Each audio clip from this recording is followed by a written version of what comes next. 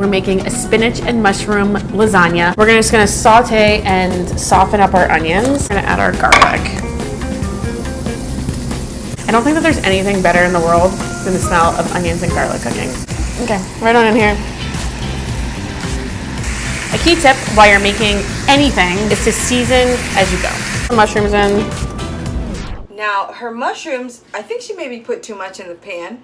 If you put that many mushrooms in a pan, they are just going to boil. They are not going to saute. They're not going to get any caramelization on them because it's overcrowded. So it's just going to cause the mushrooms to steam, release its liquids, and then they're just going to boil.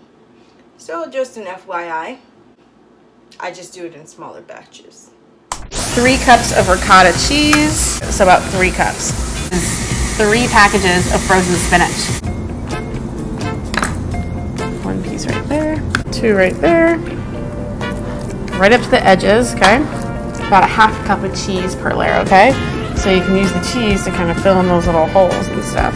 Then we're gonna do another layer of pasta, oil, put into. All right, let's make it.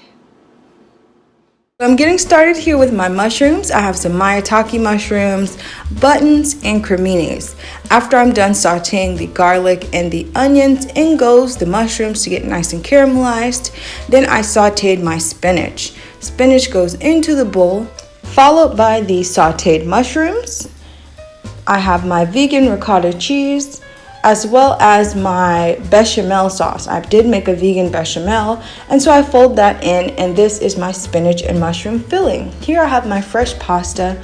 I rolled it out nice and thin, cut it into rectangles, and now it's time to build our lasagna. This is a really basic recipe. You're just layering your pasta, your spinach and mushroom mixture with a bit of vegan cheese and repeating it. I repeated this and finished the top with a bit of dried oregano. Covered this with some aluminum foil, into the oven to bake, and this was it. All right. The first piece is always the ugliest piece. Let's try it out. The spinach and the mushrooms makes it taste really healthy. Wow, it's like creamy. Delicious. Marinara sauce though, it's going to cut that really creamy, rich texture of the pasta and of the cheeses.